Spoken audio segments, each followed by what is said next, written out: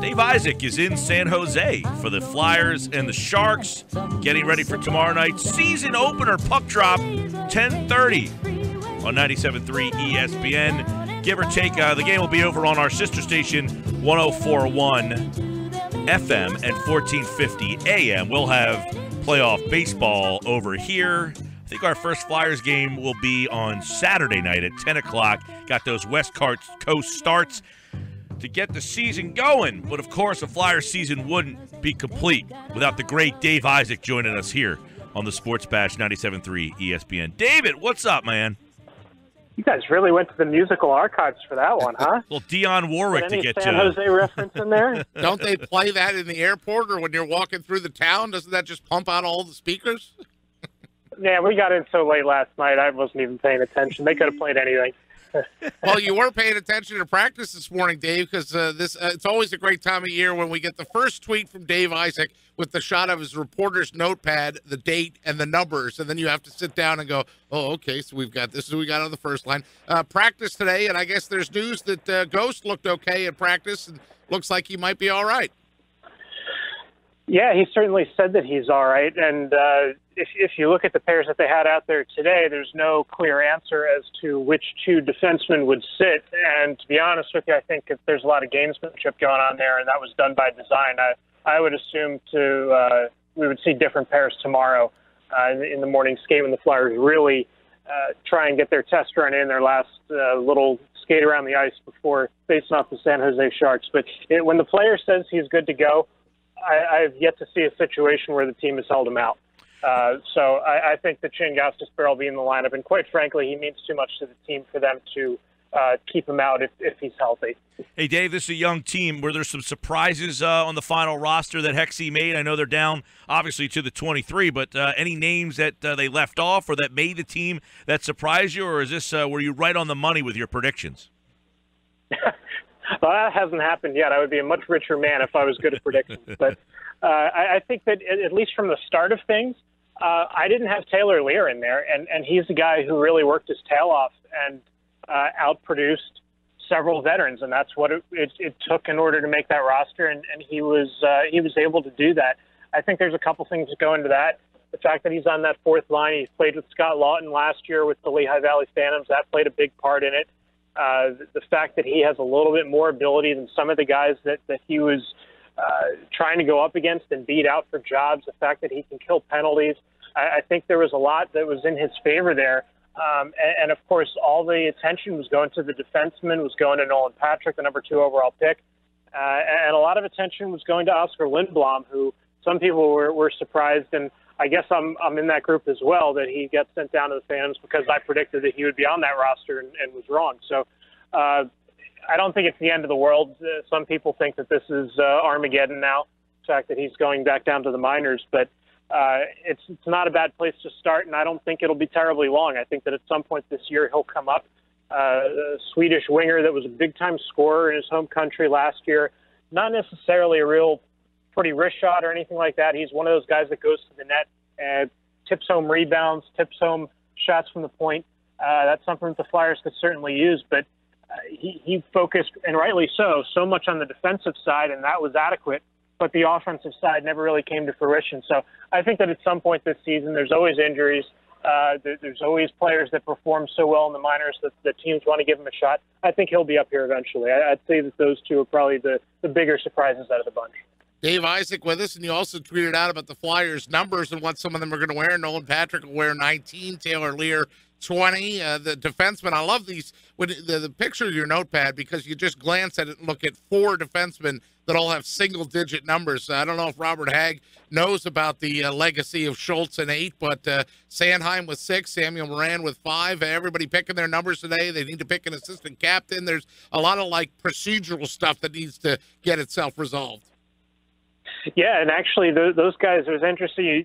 You'd assume that they got to pick them, right? Well, the players came in and they were just given new numbers. So I guess that was they get to drop a digit for graduating from training camp, I guess was the deal, because they didn't pick any of them. I mean, Nolan Patrick might have picked his 19. That's the number he wore in junior, so that makes a lot of sense. And they were linked to a lot of these numbers in the past. Moran said that he wore number 5 at Team Canada and World Juniors. Sanheim wore number 6. in Lehigh Valley last year, and Haig with 8, and he wore 4 with the Phantoms, and that's retired. So maybe being a Flyer is just twice as nice as being a Phantom. I don't know. Hey, the other big thing that's come out of training camp is that Giroux on the left wing, and today the top line at practice was Giroux on the left, Couturier in the middle, Voracek on the right.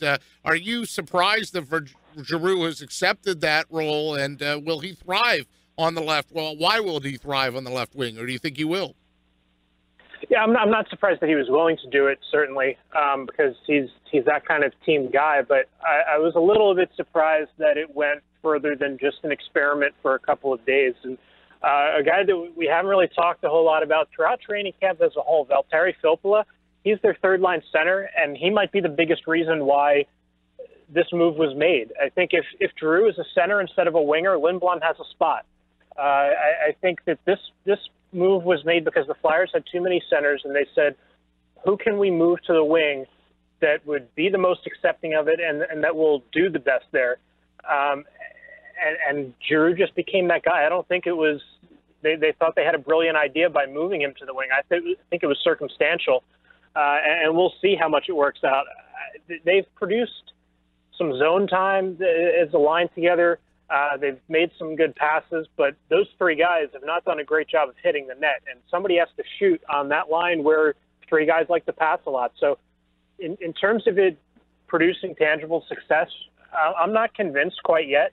I know a lot of people are big fans of that, but I think it also helped their case moving Claude Giroux to the left wing because he's been in a statistical decline for the last 3 seasons, and it says, you know what, maybe we can spark something in him and put him on that left wing there. We'll see how it turns out, but it's a little bit different for him going along the boards, accepting passes on his backhand. He's very good at faceoffs, but he'll still be doing that because he's a righty, Couturier is a lefty. Just depends on which side of the ice the faceoff is, and whoever is taking it will be on their strong side. So they get to keep the faceoff part of it, but he's going to need to shoot, or somebody will on that line for it to work. We're talking with Dave Isaac from the Courier Post. He's in San Jose with the Flyers tomorrow night. They open up the season. Who will be in goal?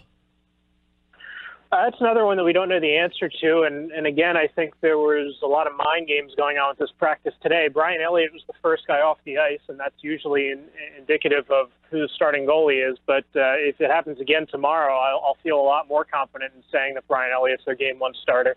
I'm not sure that it matters a whole lot here because they're starting off in a back-to-back situation, and there's really no reason, even if the Flyers goalie, whoever he is, comes out tomorrow and shuts out the San Jose Sharks, the other guy will play against the LA Kings the following night. So I don't think that it'll really say too much who gets the first start. I think if you look maybe 15 games into the season, you'll have a better idea of who they trust more. What is the expectation for Nolan Patrick? So another, side effect, or maybe this part was by design, of having Claude Giroux on the wing. Sean Couturier moves up, and Nolan Patrick is now your number 2 center. Going into this training camp, I thought he would start as the number 3 center and eventually upseat Couturier as the number 2 center with Giroux being the number 1. But now him being in that role, first of all, he's got some pretty good line mates. Jordan Wheel on the left wing, I think, has the best shot on the team. And Wayne Simmons is obviously their top goal scorer last year. So he's certainly put in a situation where he's got some good offensive potential in his line mates anyway. I don't know about what defensive responsibilities they're going to try and offer him, although he did play rather well without the puck throughout training camp. And he'll be a fixture on their second power play unit, which was dreadful last year, but looked even better than the first power play unit so far, throughout training camp and those preseason games. So I think that him being here, him being 19 years old, the second-line center, he's going to get a lot of responsibility. We'll see exactly what that means, but he'll be a big part of this. And that's how the Flyers break down. But, of course, they have to play in the Metropolitan Division, a pretty talented division, and you have your preview out. How do you see that Metropolitan Division shaking out, Dave? Yeah, you know what? The Flyers would probably be I'd feel confident calling them a playoff team if they were in almost any other division. I think that the Metropolitan Division is the toughest one in the NHL, and I think there's it's going to be hard for them to make the playoffs in this group. I think Pittsburgh, as I wrote, the back-to-back Stanley Cup champions, and each time they lose a huge piece of their puzzle, whether it's Malkin or Crosby or Chris Letang on the back end, you say, okay, that's the one that's going to knock them off the tracks, and they won't be the same team. But that injury's never hurt them. They always have found a young player to step in and take on more, and they really haven't ever skipped a beat. So until somebody's able to come in and beat them in the playoffs, I'm not convinced that they're not the best team in the division. I think the Rangers are a team that's kind of up there. I think Columbus is kind of up there. There's a little bit of separation after that. The Islanders, I'm not sold on. The Devils, I think, will be in the basement. I know a lot of people, it's the trendy pick to have Carolina Hurricanes as a vastly improved team, but I'm not convinced that they have a lot of offense to offer. And their goaltender, Scott Darling, has only ever played 32 games in an NHL season, so there's a little bit of a risk there. There's a few unknowns. In that preview, I had the Flyers as fifth in the division, and sneaking into the wild card as the very last spot. I think they were a bubble team last year, and they're a bubble team this year. Dave Isaac at Dave G. Isaac for the Flyers tomorrow night. They're in San Jose, 10:30 puck drop. Listen to that game on our sister station, 104.1 FM and 1450 AM. David, another season. We look forward to talking to you, pal. All right, gentlemen. Talk to you soon.